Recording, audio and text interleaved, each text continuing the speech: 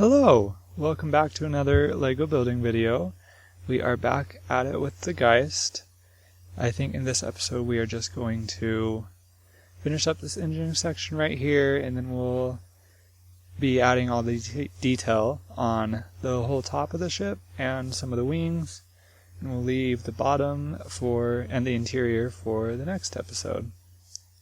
So yeah, right now we are just going to work on finishing up the engine section right here, just getting all these transitions between the sections done, going okay, making sure they all look good. And yeah, not that much going on. I really like how the engines turned out in the end. They're actually a lot easier to fit them in here than I thought it would be, just because it's just one flat section all in the back right here, and the engines just go underneath it. So yeah, I think it works really well. Oh yeah, and we're just adding, so we're going to start with some of the details on the outside of the ship with this little, still not sure what to really call them, this little bump right here, and get that in there. So yeah. Not really sure what to say about this part, to be honest. Just a lot of reworking those little sections. I'm trying to think about what ship I want to do in the future in regards to specifically Star Wars ones, because this was really, I've done a lot of Star Wars ships in the past, but they've all been at the same scale, which is much bigger than this, which made doing large ships like this one pretty much impossible just because of the size. So now that I've established a different scale with this one, I would really like to take on some bigger ships. So I'm trying to think about which ones would be fun to do. Let me know if you have any suggestions. I'm thinking that I'll probably do a Victory class Star Destroyer next, just because I've always wanted to try that one and I really like it. But yeah, after that I really have no idea so far. I will probably shy away from some Calamari ships for a little bit, but eventually I would like to definitely do another one as well. So yeah, a lot of doing these details like this is just trying to fit it in around the current superstructure in a way that still looks good and okay. Yeah, we're just going to do the same to the front now with another little bump on the front side. And luckily, a lot of these are actually not that hard to do.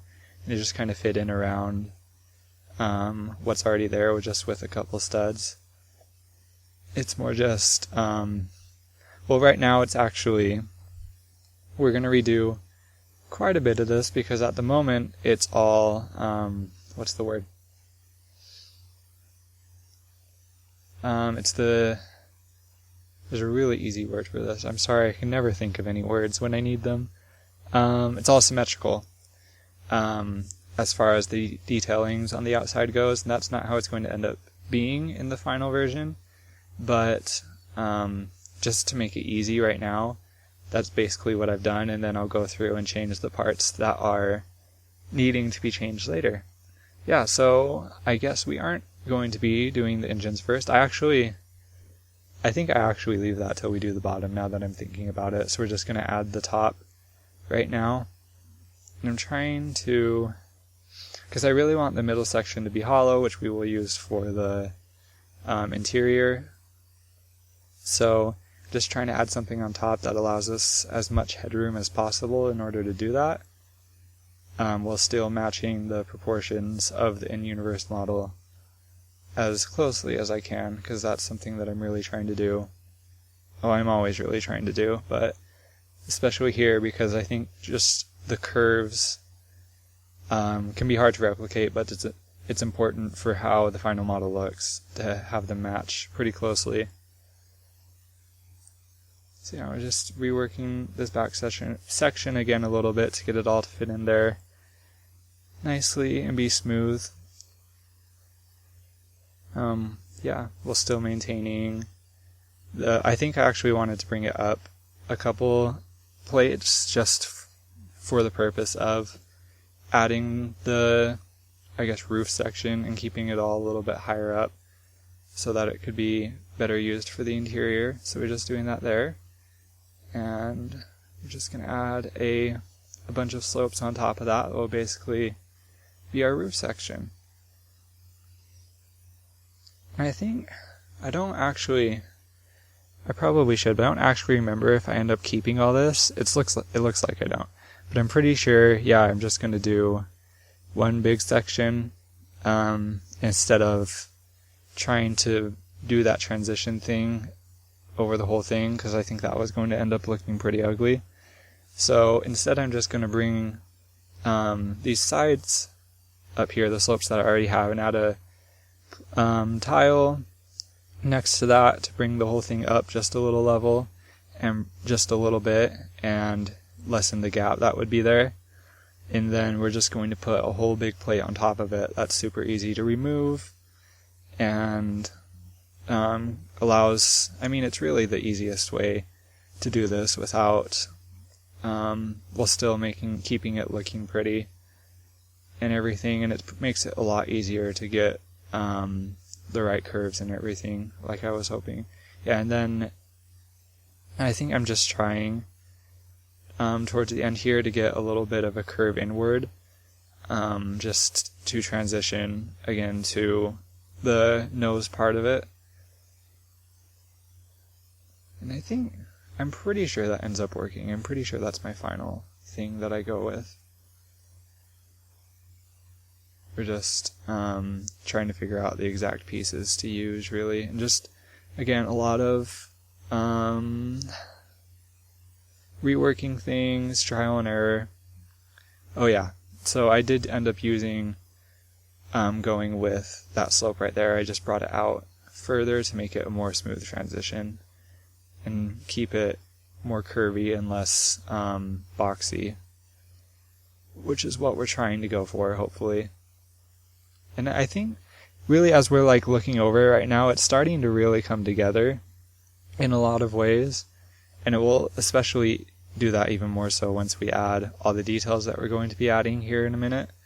But I'm really liking how it's looking so far, and it's really nice when it starts to come together like this. It makes it so much more fun to build when you know that it's going to work out, and you can see that it's gone really well so far. So yeah, we got that whole section right there on top. Now we're going to add an additional, not really this is more for all the bumps up top, so we aren't doing a smooth hole right here like we did just barely, but instead we'll just be doing a lot of different bumps and different bulbous sections that are more in line with the detailing of the final model. And yeah, so aside from that little gap right there, that's pretty much how that section all looks, and we'll add just some detail right there to fill that gap up and fill that whole area up as much as we can. Yeah, it's hard sometimes to know what to do with these little sections right here because nothing really fits in them. Yeah, and a lot of the times I just end up doing studs on the side sort of thing, because that's the easiest way to fill that sort of stuff, with some thinner plates and tiles and everything. So yeah, I'm honestly not really sure what else to add to this. I mean, we're kind of just filling it in, adding all the detail on the outside. Not much more else to say about it. Yeah, it's kind of is what it is at this point. The rest of the build will really just be a lot of it's really the hardest part, actually. This part that I was really dreading is adding all the detail on the outside, because you'll see, but it has to all fit together really nicely in order to keep looking smooth. And for the most part, I just add it on to the exterior, but sometimes you just have to, there's no other way to do it than reworking that whole section just to fit it in.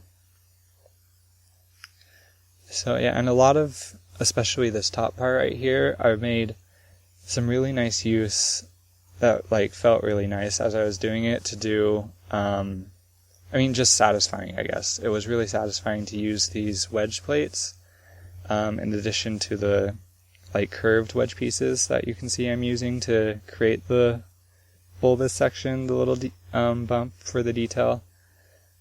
And it just, I think that looks really nice when those just fit together so well. So I was glad that I could make that work. Yeah, just right there. And we're trying to fit it all together as best as we can. Sometimes the parts just don't fit like you want them to, but yeah, you can make do. Yeah, and right here I'm just reworking this section a little bit to better fit in with the detailing that I'm adding on top of it and making that a lot smoother. So yeah, you just have to rework some things sometimes just to fill the gaps. And I think I'll end up reworking this whole section on the side right here that this is overhanging, just because there's a giant bump right there, so you gotta accommodate for it sometimes. The real, honestly, one of the hardest parts about all this detailing right here is finding reference photos, because a lot of them just only show one side, and it's a very asymmetrical ship. So it was really important to get really good looks at both different sides and make sure that they were both accurate to what they should be. So I think what I ended up doing was downloading a model that was ripped from the recent Star Wars Battlefront games, and using that, because I'm pretty sure, I don't know if it's necessarily true for this specific model, but for those games they did a lot of scans of the original movie props, just to make sure they were accurate in the game. So from what I could tell, the same was also true for this MC80 model that I was using. So it was nice to actually use something like that to make it so much more accurate to what I needed it to be. And I think it really showed through in the end and in the detailing we're doing, just having that very specific source material to reference, especially a model that you can turn around and look at all the different angles instead of just relying on pictures. So usually I try to get reference photos that show at least 3 sides of the model in an orthographic view, so that it's not skewed by perspective of everything while I'm trying to work with it. But ideally, if you can, it's definitely really nice to be able to find a 3D model that you can just not only take pictures of yourself, if you can't find any good ones, but you can, go back and forth and reference that. It's a really good source to be able to look at a lot of the times, because there's just so many little things that don't always come through in pictures that become much more obvious once you're looking at a 3D model. So yeah, that's really the biggest section that we just did on top of this. I guess on the top of the craft right here. And I'm going to try to fit in something that's kind of overlapping it, which gets a little bit difficult, but I think it ends up looking pretty okay. It was a little bit ago when I built this, so I can't honestly quite remember exactly what I did, but I remember being happy with it, so I guess we'll see. Yeah, and I'm trying to fill up the gap on the side right there while also giving it a little more volume horizontally, as much as I can without being too blocky. Unfortunately, sometimes you just gotta work with what you got, so I think, I'm pretty sure I just ended up using those square plates, or not, those rectangular plates, but it works just fine. There's no reason to be super picky about it all. So yeah, and right here I'm just kind of building as much as I can over top of the slope that's already there, just to do the overlapping effect, which, again, a lot of this is just trying to fit with what you got, and it kind of adds to the final model in a lot of ways, I think. It makes I just think doing that and having to do that kind of adds to the effect of the final model in the end, where a lot of it is just kind of random and doesn't necessarily flow together, but you can tell, like, looking from afar, that it's supposed to, and it does. Just not in a way that you'd expect when you're looking at it close like this and building it. So I'm really happy that it all ended up working out that way. And we just added another little bump to the side right there, and we're going to add one right here on an angle to better be in line with the hole.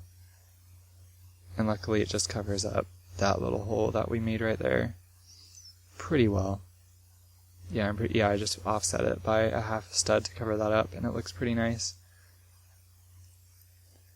Yeah, and then we're just going to do this final back section, and we'll pretty much be done with this top part, at least, for the hole. So yeah, and so in the actual model, there's more of a, what would you call it? Like, there's a hollow section right here that the rest kind of flows into.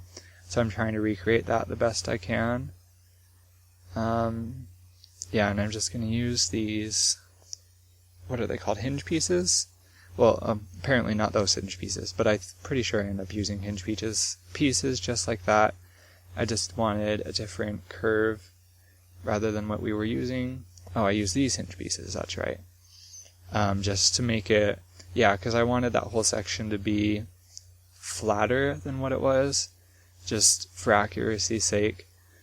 So we're just going to put this and make sure that it goes over top of those slopes on the end that I already have right there, while still looking all smooth and nice. Yeah, and using that, what's it called? Wedge piece right there, it adds to the effect, and all ends up looking nice. Just the only problem remaining now is trying to get a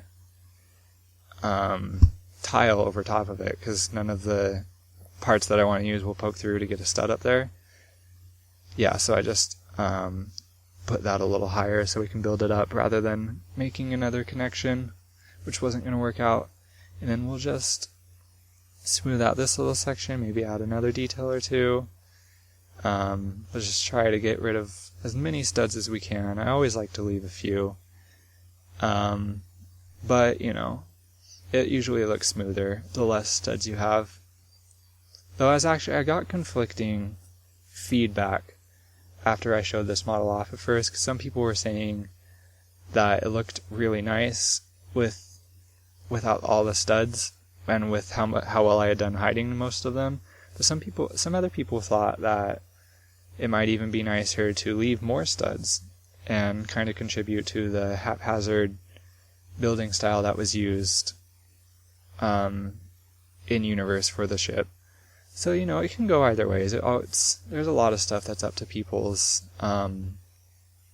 personal beliefs. Well, not beliefs, but artistic styles or whatever.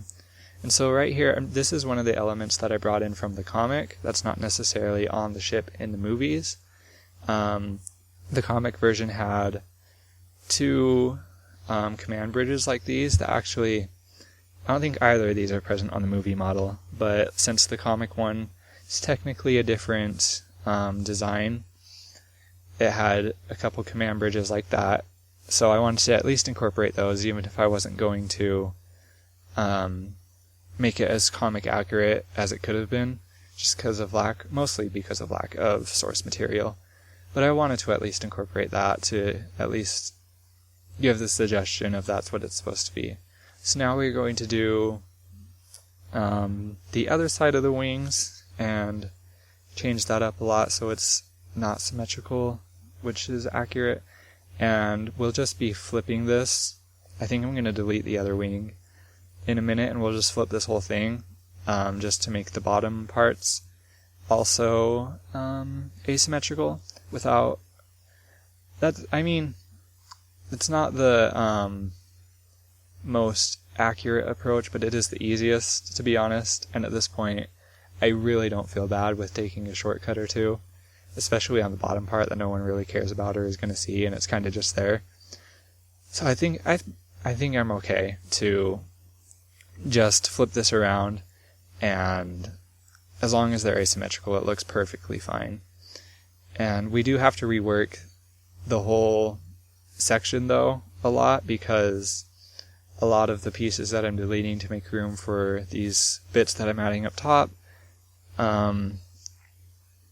leave a lot of holes in the bottom section that doesn't have those in mind. So there's a lot of reworking of everything. So yeah, sometimes when I'm doing stuff like this, a lot of what I'm doing is kind of just placeholder, and I know it will have to be reworked later, but it helps to have the visual while you're going along, I think, at least for me. That's what helps me, that's kind of my style. So I think the visual is an important part of it. So that's why I kind of do a lot of placeholders, because in my brain it helps me to look at it with the placeholders there and see how it might end up looking. And that influences the build and everything. So we're just adding the details on the side of the hole here. We're almost finished with the wing. We just have to cover up those studs and add a couple more smaller details. This side of the wing has a lot more like smaller little bumps rather than the big ones like the other one has. So we had to incorporate a lot of those and make sure that everything fit together nicely and was stable, which is always important. I try to keep it in mind even when building digitally. Even though there's like no real way to know for sure that it will end up being stable, it's nice to at least try, you know. Yeah, now we're just flipping it over to the other side so that we don't have to redo all that work for no reason. And yeah, sometimes fitting these large pieces together can be a real pain, especially when you've changed so much in the model. So there's always like one little thing that's getting in the way, and it's so hard to figure out sometimes. But that's about it for this episode. Next time we will be doing the bottom part of the ship and finishing up the interior. I hope you enjoyed. Feel free to like and subscribe, and have a good day.